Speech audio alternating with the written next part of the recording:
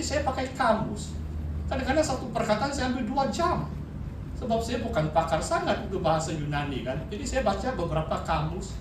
Saya selidik Septuaginta, Perjanjian Lama, supaya saya memahami bagaimana penulis Alkitab itu menggunakan perkataan seperti itu. Saya baca sejarah, budaya, politik, keagamaan abad yang pertama. Saudara, semakin saya belajar, semakin saya rasa saya tidak cukup pengetahuan yang sebagaimana harus dicapainya kata firman Tuhan.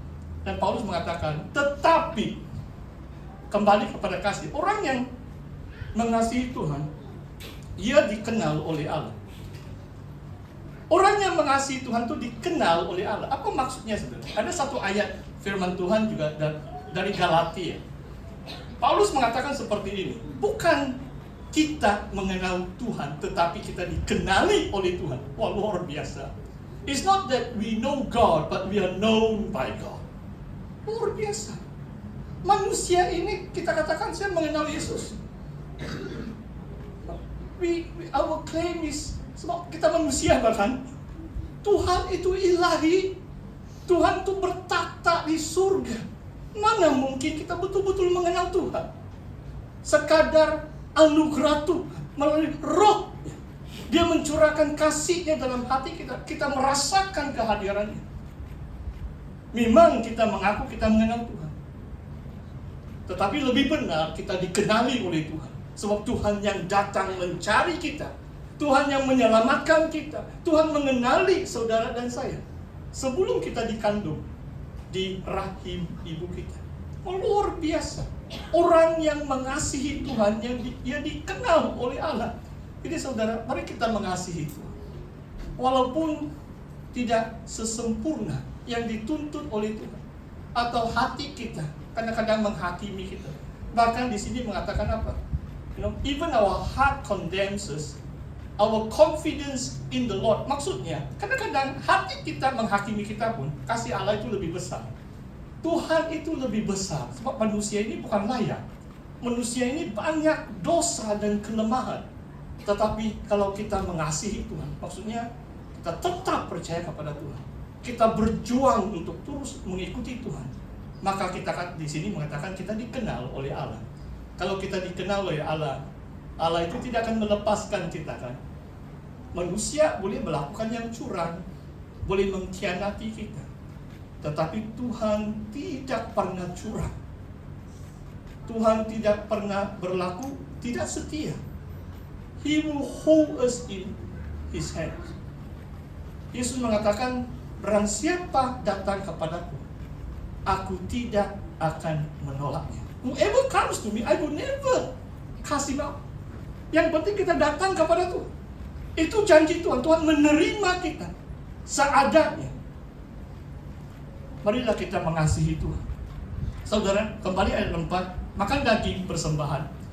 Kamu katakan tidak ada berhala di dunia, tidak ada Allah lain daripada Allah yang Esa. Memang kenyataannya ini benar lah kan. Sebab idol itu, berhala itu buatan manusia saja. Yesaya 44. Kenapa kamu mau menyembah sujud kepada patung yang kamu ukir dari kayu, dari batu dan sebagainya? Bodoh bahkan manusia. Kita yang buat. Menggelar lagi, berlutut lagi. Dia boleh jawab ke itu batu. Itu patung boleh jawab doa kita. Kita yang buat. Manusia yang buat. Tapi Allah itu Esa. Hanya Tuhan yang hidup, yang berkuasa, yang menjawab doa-doa kita. Saudara, kalau kepercayaan orang-orang dulu-dulu, banyaklah itu gods and goddesses. Tetapi menurut kepercayaan orang Yahudi dan orang Kristen sampai hari ini, God is one. There's only one God. Tuhan itu satu. Tuhan itu Esa. Dialah yang kita percayai. Dan Paulus menerangkan tentang Tuhan ini yang disebut Bapa, ayat yang ke-6. Hanya satu Tuhan, yaitu Bapa, yang daripadanya berasal segala sesuatu. Saudara, kalau kita imani ini, all things come from God. Dengan arti segala berkat itu, kebaikan yang kita nikmati itu dari Tuhan. Dia adalah Bapa kita. Adakah Bapa membiarkan anaknya menderita atau melampaui kekuatan mereka? Tidak mungkin. Seorang anggota jemaah baru 2 hari yang lalu menelpon saya. Sebab kadang-kadang apa yang saya buat pun orang pertikaikan. Nanti pastor akan beri ucapan 20 minit. Haraplah 20 minit. Panjang ucapan saya nanti. Khotbah ini singkat. Haleluya. Sampai saya pergi Singapura, orang mempertikaikan saya. Waktu itu anak saya tamat tingkatan 4. Saya lihat uang yang ada di akaun saya. Saya rasa university tempatan pun mau cari sponsor. Kamu tahu lah kan, pastor. 5 tahun saya pastor nikah, 1 kali saja naik gaji. Itu pun karena ada peraturan baru di peringkat pusat. Sedang keuangan itu sudah bertambah 3 kali. Tapi tidak pernah saya naik allowance saya. 1 kali saja. Bila ada arahan dari pusat. Sebenarnya pastor mau beritahu. Pusat pun waktu itu, syukurlah saya masih dihargai. Mereka yang jemput saya pergi buat kertas kerja, kenaikan gaji pastor. Sebab sensitif tentang uang. Biarlah bekas bendahari yang tanggung. Jadi saya akan jemput. Lain juga. Saya pula buat ini kertas kerja diterima pusat, MMU persidangan sendiri dapat nikmatnya. Jadi tahun kedua terakhir 2007 saya naik gaji lah. Sebab itulah keputusan persidangan tahunan yang terima kertas kerja yang dibentangkan oleh bekas bendahari mereka. Luar biasa, saudara. Jadi dengan maksud saudara, sebab saya seorang ayah, saya mau anak saya at least maybe can study overseas. Saya tidak mau lain kali, bapak saya ada 4 ijazah di luar negeri, saya 1 pun tiada. Jadi saya punya plan. Kalau Tuhan jawab doa saya, ini bukan saya paksa. Kalau tidak ada apa-apa, tempatan pun sangat baik juga. Cuma tempatan pun saya tidak yakin saya ada duit atau tidak pun. Tetapi Tuhan buka jalan. Saya melayani di Singapura. Selesai anak saya graduate, dapat dia punya first degree. Saya balik lagi Sabah.